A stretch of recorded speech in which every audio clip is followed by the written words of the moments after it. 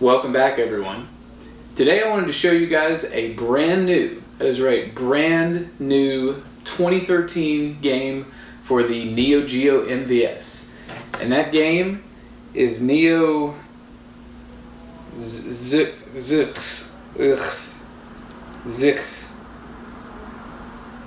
Let's take a closer look.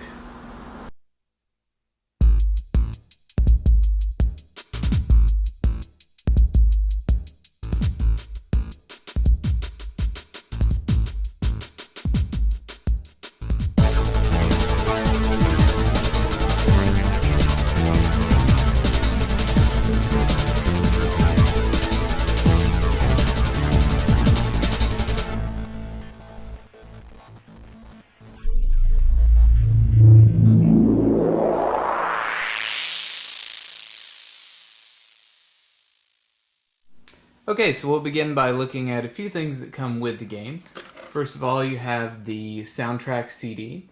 And I'll have to say the soundtrack is quite good with this game, and I think it really fits the visuals really well. As far as I know, it's the same guy that did the soundtrack for their other games. And I kind of like Under the CD here. So anyway, that's a nice little touch. So definitely I'll be listening to that a little later. And then we have our box full of arcade goodies here. And these tabs, for some reason, are a real pain and don't like to come open for me anyway. So, alright. So there you have your arcade goodies here, our little arcade flyer, and this goes on your control panel if you have one of the spaces for it. And then I think this is just explanation for, setting up the controls and that sort of thing. You also get a couple of really nice posters with it, so you can feel free to frame these, hang them up if you like. But I think they're all really well done.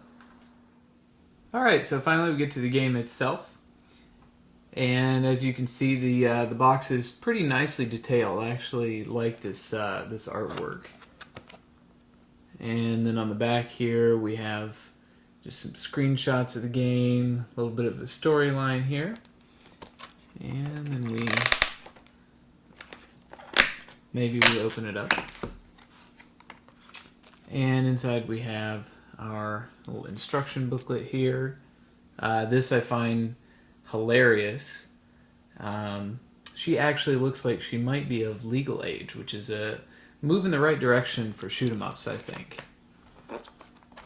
And then the game itself. And of course it has the holographic sticker on it. Now, what's interesting about this cartridge, I'm not sure if you can tell so far, but this is actually made out of wood. These are the first games to have the new wood shells. I don't remember exactly why they did it. I think maybe they had a hard time sourcing the plastic ones, and they were able to get the wood ones.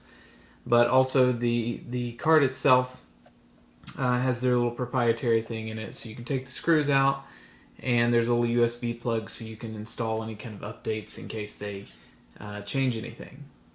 Alright, so let's get to the gameplay.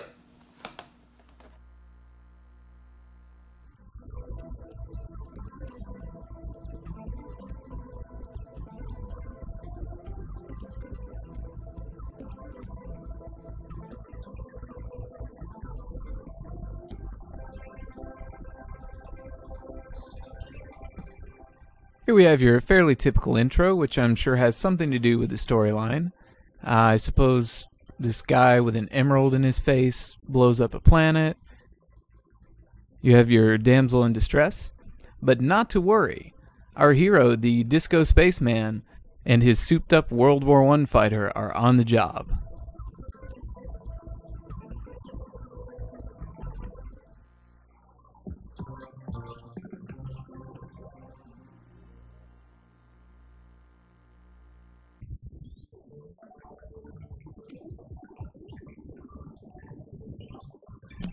This game uses a 3-button setup. The A button is your wide shot, the B button is your bomb, and the C button slows your movement down when you get into really thick bullet patterns. And if you use the A and C button together, you get a more powerful focused shot. There are no power-ups in this game, although you can collect additional bombs, either by collecting the large B icon for a full bomb, or you can collect several of the smaller ones to build up a bomb. And collecting these bomb fragments is clearly, I think, a reference to Rising games. Another nod to Rising is the medal chaining system. When you collect the numbered medals without dropping them, the point value increases as the number increases, until you get to a max of 19. There are also larger bonus medals, which become significantly more valuable once you've maxed out your medal chain. So it pays to be really aggressive in this first stage and try to get your medal chain maxed out before the end.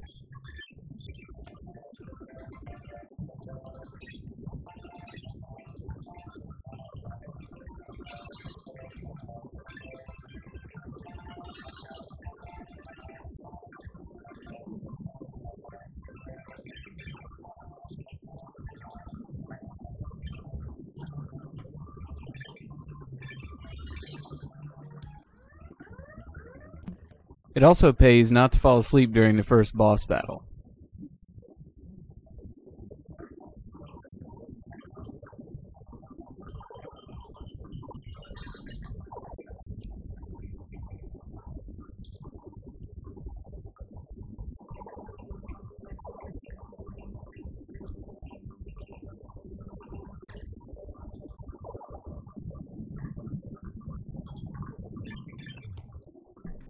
By now you've probably noticed something kind of unusual about this game as a Neo Geo MVS game, and that is it's in the vertical orientation, or tate, or tate as we like to say in the West apparently. And it is the first and only vertically oriented Neo Geo game. And you can see it here running on my Aero City. It looks really great, and I really enjoy playing the game in the vertical orientation here. They also make a Yoko mode, or horizontal mode, and because the Neo Geo can't rotate the screen properly, you see the game pretty much the same, and they've just rotated the interface. Now, I think it plays pretty well this way, but to be perfectly honest with you, I prefer the vertical orientation because it really feels like the game was made to be played that way.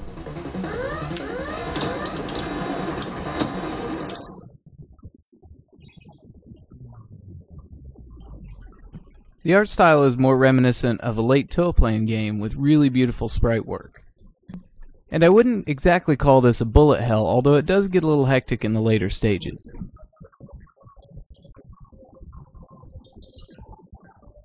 So it's kind of a mashup of the Toaplan and Rising styles, and it's really well executed, I think.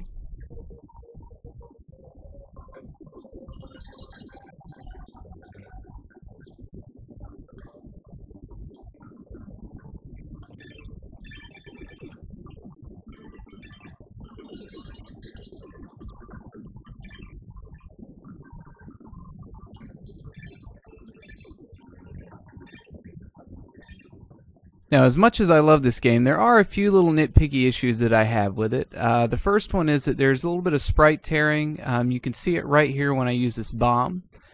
And this happens a lot of times with the bomb when it gets really busy. So I'm pretty sure that that's something they can fix in a patch. And as far as I know, there's already a patch available for the game, so they may have already fixed it. Also, you can collide with the enemies in the air, but not on the ground. And sometimes it's a little bit hard to tell which is which, so again, kind of a minor thing. I'd also like to see just a little bit longer of a period of invincibility after you die and respawn. Because as it is now, when you respawn, you are invincible, but it's just for a split second. And most games usually give you just a little bit longer to kind of get your bearings. My last suggestion is really just a personal opinion thing, and it just has to do with my setup. I have a 6-button setup on my Aero City, and I really kind of wish that the C button also worked on button 4, the D button, mainly because I have to sort of alternate between the A and C to play the game, and sometimes I accidentally hit the bomb button since it's in between. Again, more of a personal preference thing than anything. Here we have an assortment of the boss battles, and most of them are fairly difficult, not too hard. The earlier ones, it's a little more obvious how you're supposed to dodge through everything, and the later ones maybe get a little bit more tricky. And I really love the designs of all these bosses. I mean, these things are just huge, screen-filling, gnarly bosses.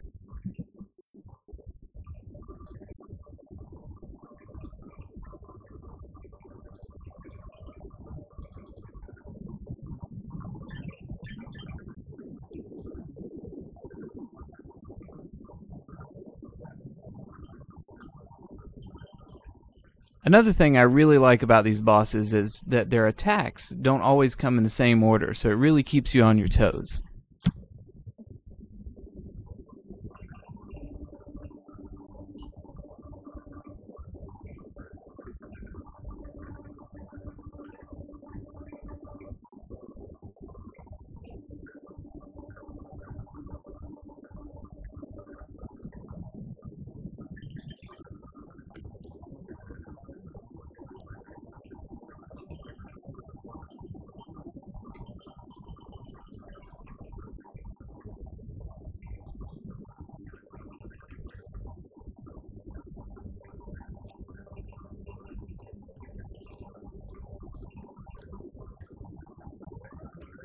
My only real complaint about the bosses is the stage 5 boss here.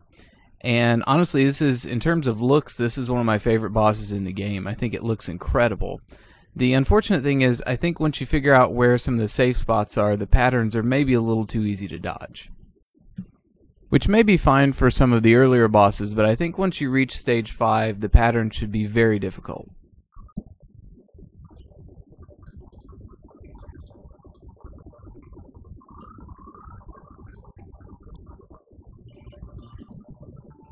There are 6 stages total, each with a mid-boss and a final boss.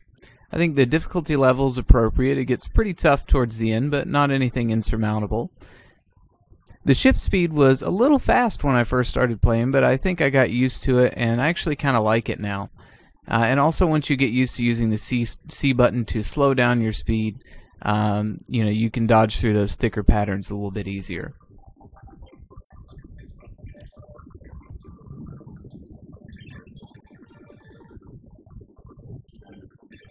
I should also mention that the soundtrack is really great for this game. I think it fits the game really well, and also the audio balance between the soundtrack and the in-game sounds is just right.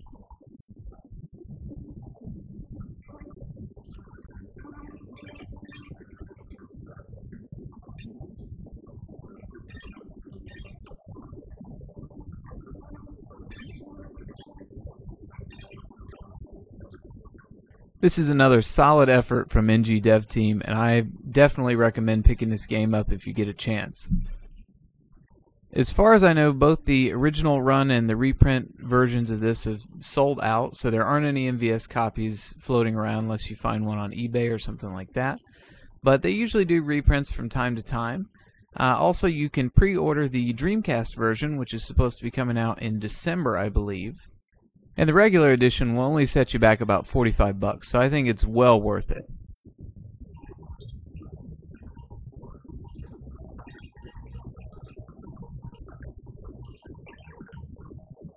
So as always, I hope you guys enjoyed the episode, and thanks for watching.